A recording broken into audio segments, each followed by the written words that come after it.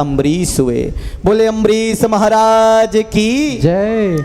अम्बरीश महाराज महाभागवत थे और देखो अपने हाथों से ही भगवान का पूजन अर्चन और उनके लिए स्वयं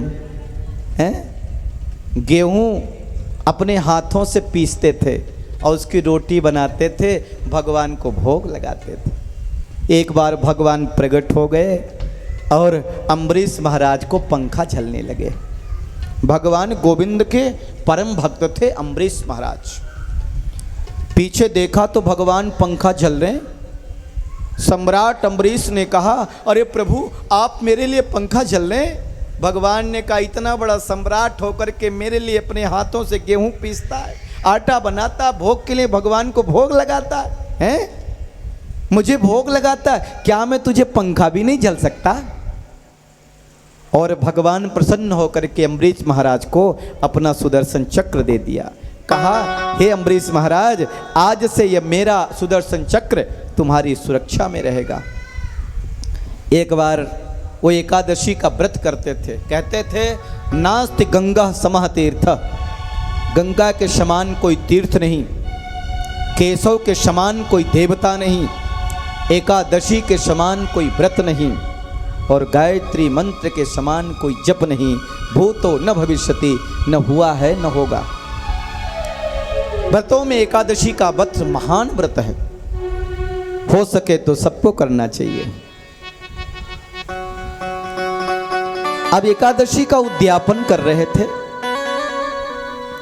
अब एकादशी का उद्यापन होता है द्वादशी में, अगर त्रयोदशी आ गई तो फिर उद्यापन। कभी कभी एकादशी बहुत कम रहती है, द्वादशी आ जाती है, फिर देखो दूसरे दिन जब पारण करना तो त्रयोदशी आ गई, द्वादशी भी खत्म हो गई।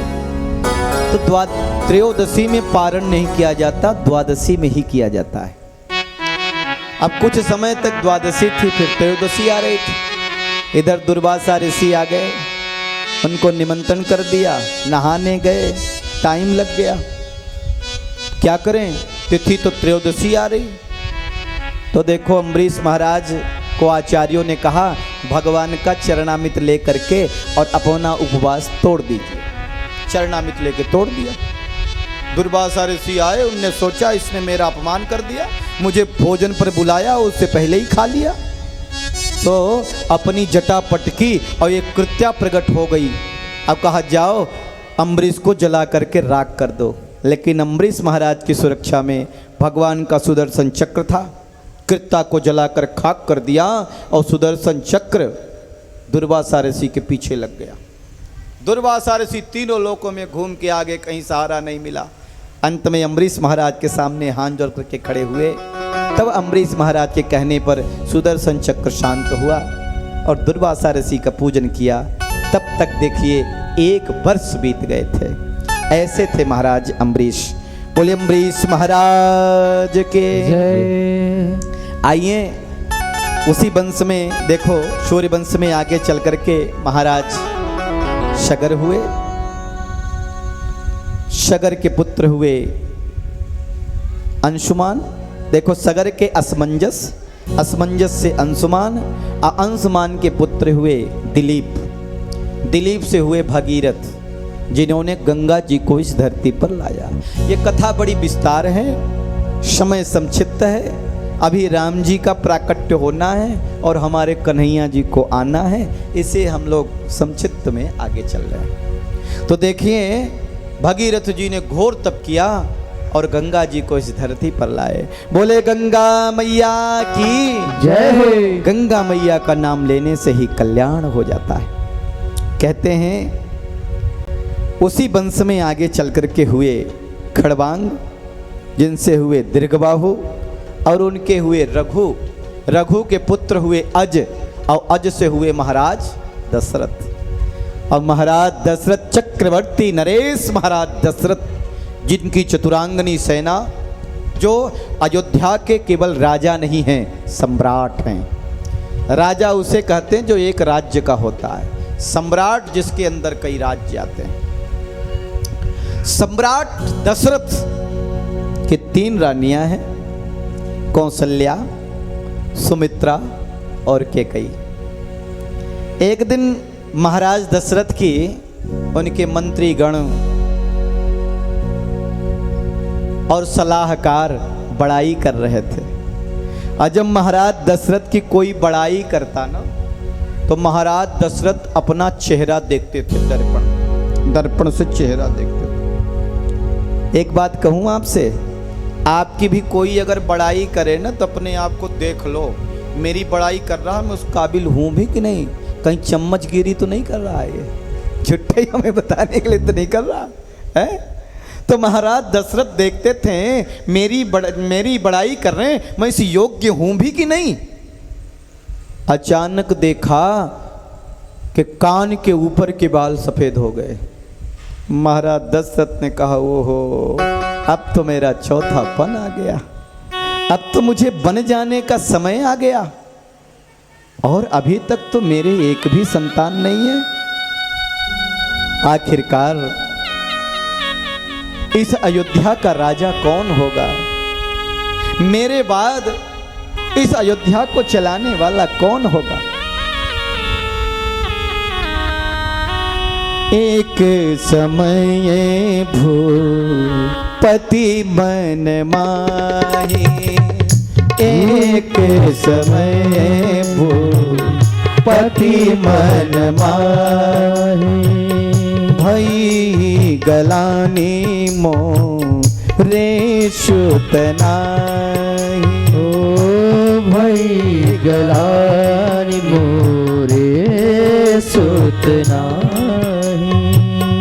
गुरु गृह तुरत गयो महिपाला, गुरु गृह तुरत गए महिपाला, गुरु गृह तुरत गयो महिपाला, गुरु गृह तुरत गए महिपाला।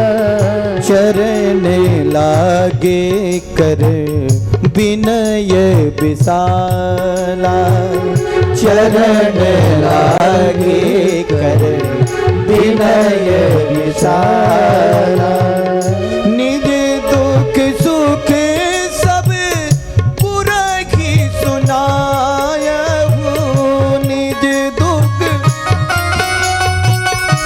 गुरहि सुनायो, कही वशिष्ठ बहु विधि समुझायो, तही वशिष्ठ बहु विधि समझायो। गुरु गृह तुरत गयो महिपाला। अगर आपके जीवन में कोई संकट हो, अड़ोसी से, पड़ोसी से, किसी और से कहने की जरूरत नहीं है, क्योंकि तुम्हारे सामने तो नकली आंसू बहाएगा, और जब तुम वहां से चल जाओगे ना, अच्छा हो रहा है इसके साथ, ऐसे ही होना चाहिए था, हैं? बड़ा मुंह चढ़ाती थी, आज अच्छा हो रहा है। ये दुनिया ये दिखावे की है, फंसना नहीं। या तो गुरु की शरण में चल जाओ, और या भगवान के सामने अपना दुखड़ा सुना दो, रो लो। इस दुनिया के सामने रोने से आपको कुछ नहीं मिलना, आपके सामने तो नकली आंसू बहाएगा, ढोंक के, फरेब के, और बाद में व्यंग कसेगा, बाद में कहेगा ऐसा ही होना चाहिए। देखो महाराज दशरथ किसी के पास नहीं गए, गुरुदेव वशिष्ठ के पास आए। वशिष्ठ जी ने कहा राजन चिंता मत करो,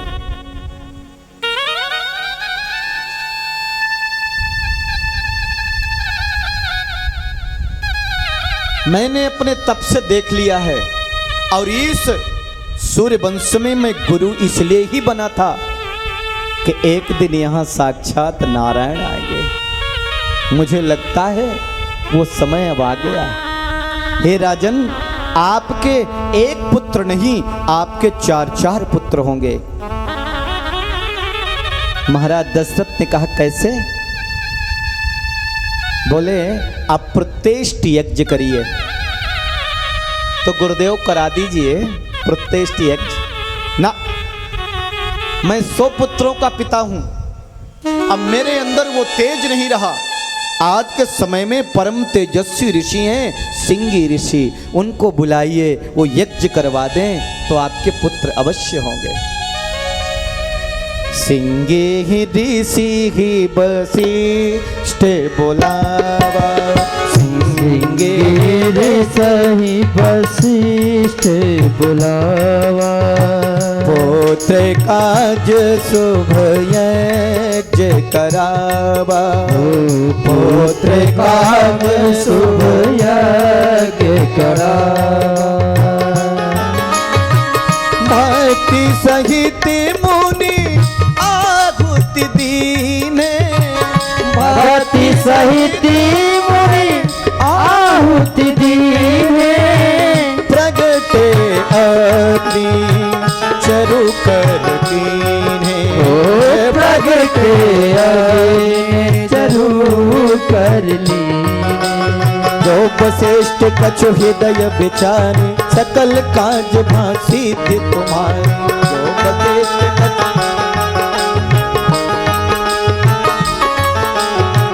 यह विवाह देहो निपटाए, यह विवाह देहो निपटाए, यथा योगे जही भाग बनाए, ओ यथा योगे जही भाग बनाए।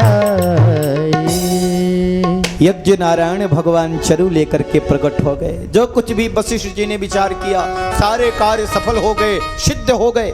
यज्ञ की बड़ी महिमा है। द्रौपदी यज्ञ से ही प्रकट हुई थी, अग्नि से। महाराज दशरथ को हवि दिया। प्रथम भाग कौशल्य ही दीन्हा, उभय भाग आधे कर कीना। आधा भाग कौशल्या जी को दिया और आधे का फिर आधा किया और एक भाग कैकेयी को दिया। वहां पर कहते सुमित्रा मैया नहीं थी, उनका भाग वहीं पर रख दिया। कहते एक पक्षी आया और वो भाग लेके उड़ गया और अंजन वन में अंजना माता ऐसे भगवान का ध्यान कर रही थी भगवान के सामने। वो पक्षी जाकर के वही वृक्ष पर बैठ गया और बोलने का प्रयास किया। उसके मुख से वो भाग अंजना मैया के हाथ में आ गया। अंजना मैया ने सोचा ये भगवान का दिया हुआ प्रसाद है, उसे ग्रहण कर लिया और देखो उससे हनुमान जी का जन्म हो गया। बोले हनुमान जी महाराज की जय हो। सुमित्रा माता आई और उन्होंने कहा मेरा भाग तो है नहीं, मेरा भाग तो पक्षी ले गया। अब आप दीदियां पुत्रवती बनेंगी, अब हम तो ऐसे ही रहेंगे। कौशल्या मैया ने कहा अभी मैंने पाया नहीं है, ग्रहण नहीं किया। सुमित्रा ने कहा मैंने भी नहीं किया। ओ कैकेयी ने तो अपने से कुछ भाग कौशल्या माता ने दिया और कुछ भाग कैकेयी मैया ने दिया। सुमित्रा ने कहा देखो मेरी दीदियां मेरा कितना सम्मान करती हैं। हे भगवान अगर मेरे 2 पुत्र हुए तो एक पुत्र मैं कौशल्या की पुत्र की सेवा में लगा दूंगी और एक पुत्र मैं कैकेयी की पुत्र की सेवा में लगा दूंगी। माता सुमित्रा के 2 पुत्र हुए, लक्ष्मण और शत्रुघ्न। एक ने राम की सेवा की और एक ने भरत जी की सेवा की। तीनों रानियां गर्भवती हो गई। जा दिन ते हरि गर्भ ही आए, जा दिन से हरि गर्भ ही आए, सकल लोक सुख संपत्ति छाए, सकल लोक सुख संपत्ति पाए। योग लग्न ग्रह वार तिथि सकल भये अनुकूल, चरवरु अचरे हर्ष युत राम जन्म सुख मूल। राम सकल सुख राम सकल सुख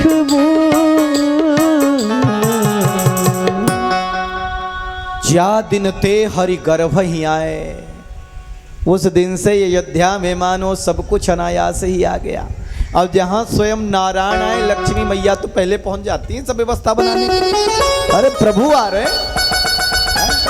उसे साधारण में देखो, किसी राज्य का मुख्यमंत्री पहले पहुंचे, किसी राज्य में प्राइम मिनिस्टर आए, जरा देखो कितनी व्यवस्थाएं लग जाती पहले से, लगती कि नहीं?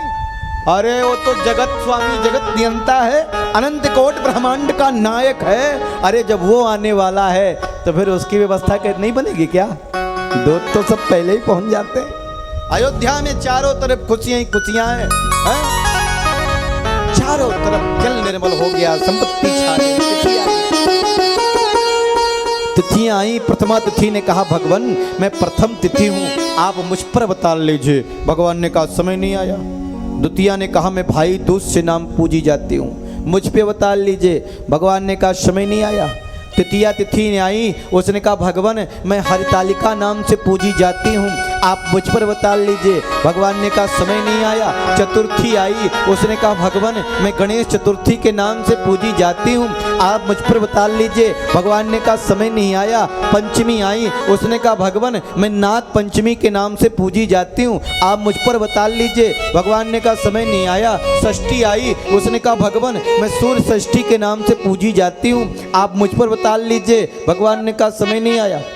सप्तमी आई, उसने कहा भगवान मैं अचला सप्तमी के नाम से पूजी जाती हूँ, आप मुझ पर बता लीजिए। भगवान ने कहा समय नहीं आया। अष्टमी आई, उसने कहा मैं अष्टम तिथि, बड़ी दिव्य, ये भगवान के अवतार की तिथि, मुझ पर बता लीजिए। भगवान ने कहा अगली बार सोचेंगे, अब की बार नहीं। नौवीं तिथि आई, उसने कहा भगवान मैं तो रिक्ता तिथि हूँ, आपका मन हो तो बता लीजिए। भगवान ने कहा जो मैं रिक्त होता है उसे ही भरता हूँ। अब देखो भगवान का जन्म होने वाला, अब थोड़ा हड़बड़ी मत करना। बिना तपस्या के भगवान नहीं मिलते हैं, इतनी देर तक कथा सुनी है, थोड़ा डांट भी सह सकते हो। बोले बाके बिहारी लाल की जय हो। नौमी तिथि मधुमास पुनीता, नौमी तिथि मधुमास पुनीता, शुक्ल पक्ष अभुजित हरि प्रीता, शुक्ल पक्ष अभुजित हरि प्रीता। नौमी तिथि में शुक्ल पक्ष में